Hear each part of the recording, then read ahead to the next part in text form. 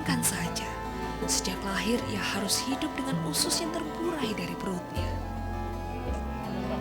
Ibarat tulang berbalut kulit. Bayangkan saja, sejak lahir ia harus hidup dengan usus yang terburai dari perutnya. Ibarat tulang berbalut kulit, lihatlah badannya yang kurus. Dalam kondisi seperti ini, Rara tak ubahnya baik. Padahal sebenarnya ia telah berusia 3 tahun. Hati ibu mana yang tega melihat anaknya seperti ini? Anak-anak seusianya pasti sekarang sedang giat-giatnya bergerak, sementara anakku Rara, ia bahkan belum bisa berjalan. Anakku hanya bisa merintih dan merintih. Ini juga saya nggak mau ngeliat ininya, tapi kan ya saya terpaksa harus ngurus gitu ya.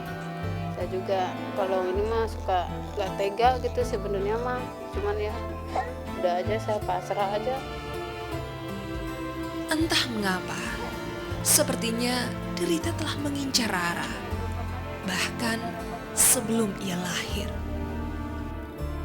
3 tahun lalu aku tak bisa membendung tanya ketika bayi yang kukandung tak jua lahir. Padahal usia kandunganku saat itu sudah lebih dari 9 bulan.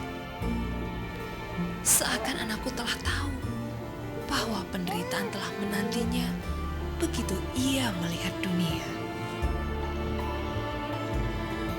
Tapi sampai jam 10 tuh nggak keluar-keluar terus, katanya harus dibawa ke Kerawang kata. Ya saya sih terserah aja, terus dibawa ke Kerawang. Setelah melalui operasi yang cukup lama, akhirnya bayi perempuan yang cantik ini lahir juga. Tak bisa aku gambarkan betapa bahagianya aku menyambut kelahirannya.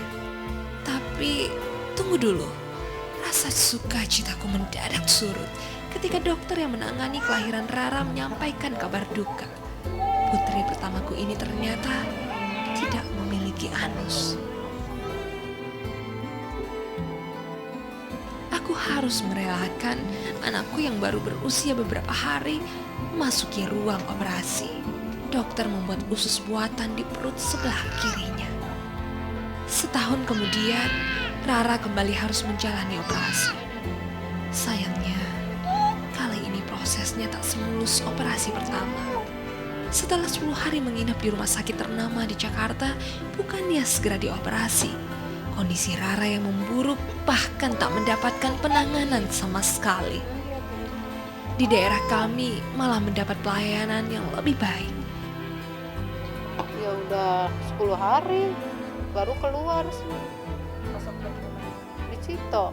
Keluar segini saya juga bilang, dok itu si Neng katanya itunya kok anusnya keluar.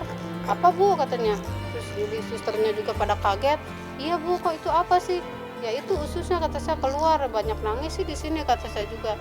Terus dia bilang sama dokternya, dilihat sama dokternya, ini apa sih bu? Ya nggak tahu saya juga bu. Dokternya udah pergi lagi. Di daerah kami malah mendapat pelayanan yang lebih baik. Setelah kejadian di Jakarta, Rara kembali menjalani operasi untuk mengembalikan usus yang menjuntai itu ke dalam perutnya. Dan berhasil. Tak bisa aku sembunyikan bahagiaku. Tak henti pula aku bersyukur. Apalagi berat badan Rara yang sebelumnya turun drastis kembali naik. Sayangnya kebahagiaan itu tak bertahan lama. Selang beberapa bulan kemudian, usus Rara kembali terburai, bahkan lebih parah. Kali ini usus Rara menjutai keluar hingga lebih dari 10 cm panjangnya. Kondisi itu bertahan hingga saat ini.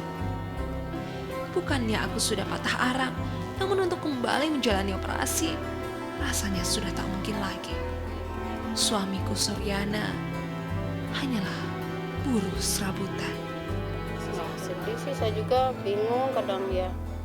Gak tega gitu ngelihatnya. Kalau nyalinan juga saya suka nangis. Kadang-kadang sambil tidur juga ngelihat anak saya suka nangis gitu ya. Ya bingung gitu.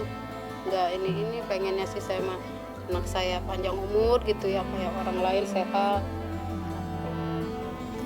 Kesembuhan. Hanya satu kata itulah yang terus membayangiku saat ini. kesembuhan yang bisa membuat Rara berjalan dan bermain bebas bersama teman-teman